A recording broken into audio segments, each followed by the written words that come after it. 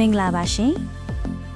MNBC 2025အချောင်းဆွေးနွေးတင်ဆက်ပေးနေတဲ့အစီအစဉ်ကနေပရိသတ်အားလုံးကိုပြန်လည်ကြိုဆိုလိုက်ပါရရှင်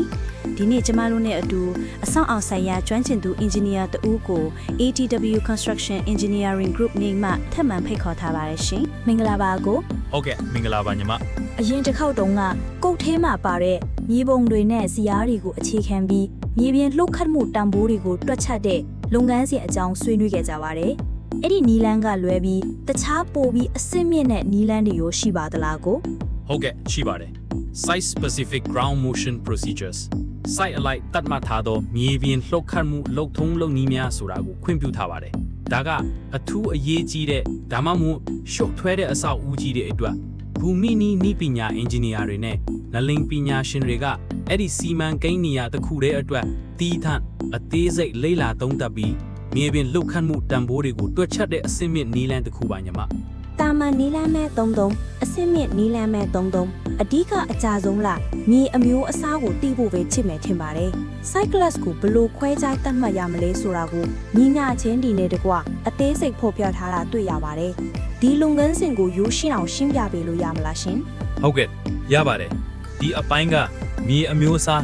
Cyclus ကို C D ဒါမှမဟုတ် E လို့ဘယ်လိုခွဲခြားသတ်မှတ်မလဲဆိုတဲ့ engineer နီးလန်းတွေကိုဖော်ပြတာပါအဓိကအားဖြင့်အဆောက်အဦအောက်မှာပေတရာမီတာ30အနက်မှာရှိတဲ့မြေသားရဲ့ဂုံတက်တိတွေကိုတိုင်းတာပြီးပြန်မြတန်ဖို့ကိုတွက်ချက်တာဖြစ်ပါတယ် ဘလို့ဂုံတက်တီတွေကိုအဓိကတိုင်းတာပါသလဲကို ကိုကအဓိကတိုင်းတာရမယ့်အချက်3ချက်ကိုတတ်မှတ်ပေးထားပါတယ်ဘူမိနီးပညာ engineer တွေကအဲ့ဒီထဲကအနည်းဆုံးတစ်ခုကိုတိုင်းတာရပါတယ် average shear wave velocity ဒါကအတိအကျဆုံးနီးလန်းမှာငလင်လိုင်းတစ်ခုကမြေကြီးထဲမှာဘလောက်အလင်းနဲ့ဖြတ်တန်းသွားတယ်လဲဆိုတာကိုတိုင်းတာတာပါ average standard penetration resistance ဒါကတော့လုပ်ငန်းခွင်မှာအသုံးများတဲ့စမ်းသပ်မှုတစ်ခုပါ average and drain shear strength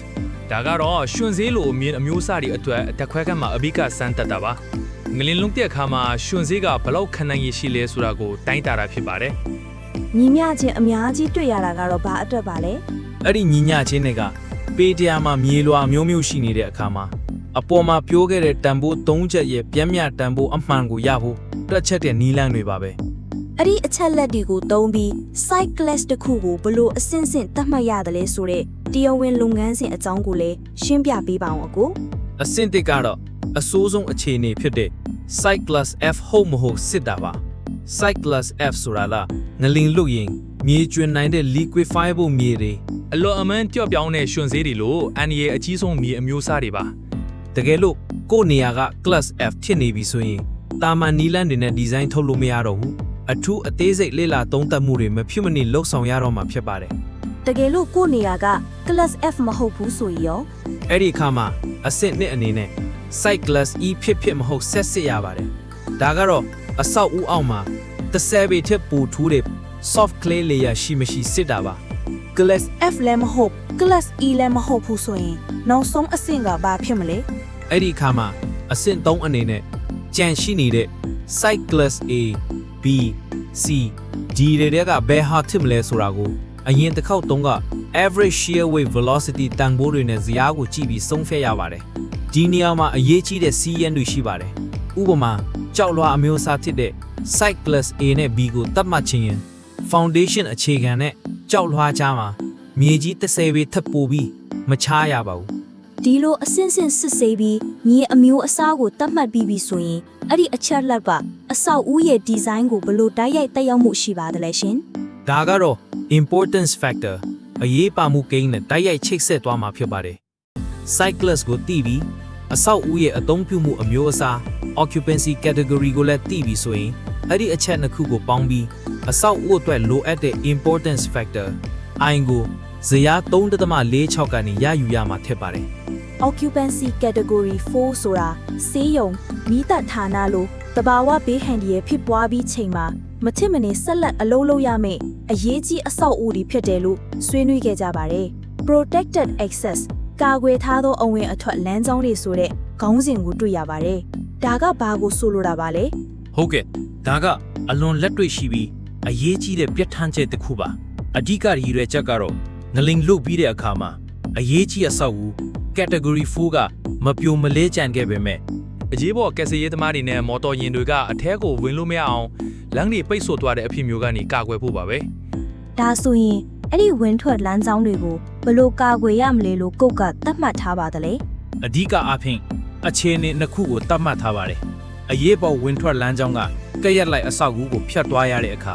ဥပမာဆေးရုံတစ်ခုရဲ့အရေးပေါ်ဌာနကိုဝင်ဖို့အတွက်သူကက်ရက်လိုက်မှာရှိတဲ့ရုံးအဆောက်အဦကိုဖျက်ပြီးဝင်ရတယ်ဆိုပါစို့အဲ့ဒီအခြေအနေမှာအဲ့ဒီရုံးအဆောက်အဦကိုလည်း category 4 Sanon တဲ့အတိုင်းတိဆောက်ရမှာဖြစ်ပါတယ်ဒါမှအရေးပေါ်ဝင်ထွက်လမ်းကြောင်းကဘေးကင်းမှာပါအရေးပေါ်ဝင်ထွက်လမ်းကြောင်းကကက်ရက်လိုက်အဆောက်အဦနဲ့30ပေအောက်နီးနေရင်ငလိန်လုတဲ့အခါမှာအဲ့ဒီဘေးကအဆောက်အဦကအပြက်စီးတွေပြိုကျပြီးလမ်းပိတ်သွားနိုင်ပါတယ် အဲ့ဒီလိုအခြေအနေမျိုးမှာဘယ်သူမှတာဝန်ရှိပါတယ်လေ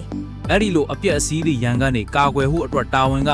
category 4အဆောက်အဦရဲ့ပိုင်ရှင်မှာပဲရှိပါတယ်သူတို့ကအဲ့ဒီဝင်ထွက်လမ်းကြောင်းကိုအပြက်အစီးတွေမကြရောက်အောင်အမိုးပါတဲ့ခိုင်ခန့်တဲ့စင်ကြမ်းတစ်ခုတိစောက်တာမျိုးဒါမှမဟုတ်ဘေးကအဆောက်အဦရဲ့နေရန်ကိုအားဖြည့်ခိုင်ခန့်အောင်လုပ်တာမျိုးတွေဆောင်ရွက်ပေးရမှာဖြစ်ပါတယ်